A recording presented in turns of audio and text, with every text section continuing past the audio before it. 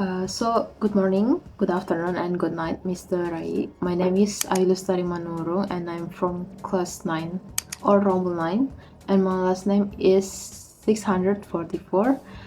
In this video, I want to presentation about the civil law in the United States. And so before I start my presentation, I want to apologize to Mr. Rayi if there's some mistake when I talk in English, cause I'm so broken grammar. I cannot speak English fluently. I'm just acting like a native person when I try to speak in English. So I'm really sorry. I want to apologize to Mr. Rayi if Mr. Rayi noticed that there will be some mistake grammar when I talk in English, and I want to apologize to if Mr. Rayi noticed that in this video there will be a lot in cuts in this video, because I was trying my best to talk in English, and I'm just like adjusting in this video, because I'm the first beginner to talk in English, and I try my best as well as possible. So I'm really sorry to Mr. Rayi if there's a lot of cuts in this video. So thank you, Mr. Rayi. I hope you can understand about my situation. Thank you, Mr. Rayi. So first is history of the civil law in the United States.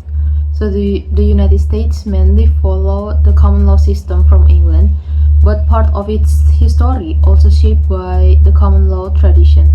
This influence is stronger in Louisiana, which kept Spanish and French legal concept from its colonial past.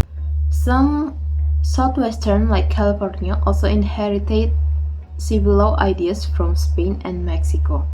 Early American lawyers studied both English and Roman legal sources, so civil law principles sometimes appeared in court decisions. You can see in cases like Pearson 5 Post and United States 5. Robin shows that Roman and Spanish legal tradition also shaped certain areas of American property and family law. Even today, this influence remains part of the country's legal history. The civil law in the United States refers to the body of rules that govern disputes among individuals, groups, or legal entities regarding their rights and obligations. So the case generally arises from the issues such as breach of the contract, property dispute, negligence, or another form like harm caused by one party to another. Unlike the criminal law, civil law does not aim to impose physical punishment. Instead, it focuses on restoring rights, compensating losses, and resolving conflicts in a fair and structured manner. So third is about the source of the civil law in the United States that draws from several sources, most prominently the common law tradition. Judicial decisions made in earlier cases serve as precedents that guide future rulings. In addition, jurisprudence, both federal and legislatures enact statutes that regulate specific areas in the civil law. Another influential source is the restatement law, which are scholarly compilation by the legal principle frequently cited by the court. Private agreements such as contract may also function as binding source obligation when disputes arise. This combination of statutory law, judicial precedent, and contractual arrangement make the U.S. civil law system dynamic and adaptable to societal development. So fourth is procedure in civil law in the United States. So the civil begins when the plaintiff files a complaint in proper court, outline the facts, legal basis, and the remedy request. So after the filing is accepted, the court notifies the defendant through a formal service of process. The defendant must submit a written response within the required deadline. If no settlement is reached, the case enters the discovery phase, when both sides exchange the documents, review evidence, and gather witness statement. When discovery ends, the case processed to trial before a judge or, in some cases, a civil jury.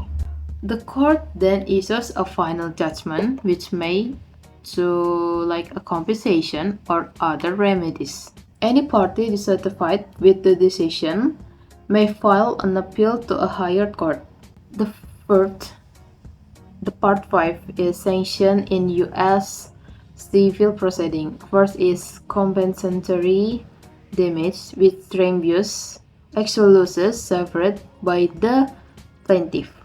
The second is punitive damage, awarded in exceptional case as a deterrent when the defendant conduct is particularly harmful and malicious.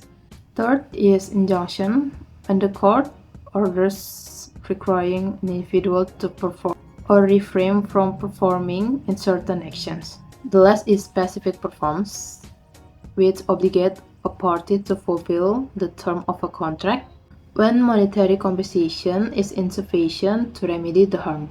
6 is type of violence in U.S. civil law. First is negligence or failure to exercise reasonable care resulting in harm. Second is defamation, which involves damaging another person's reputation through false statement. The last is trespass, referring the unlawful interference with another's property. 7 is agents of United States civil law. First is judges who oversee trial proceeding, interpret the law, and render decision when no jury is involved. Second is attorneys who represent the interests of the plaintiff or defendants and argue the case before the court. Third is court administrative court, such as the clerk of court, who manage filings and documentation and the bailiff, who maintains orders during hearings. So the last is civil juries, which may be convened for certain cases to determine liability and assess damage based on the evidence presented. So that's all, Mr. Rayi, for my explanation in my video. I hope you can understand what about the explanation in this video, and I want to say thank you for your teachings in this semester. I don't know what I'm gonna say again, so thank you so much, Sir Rayi. Thank you.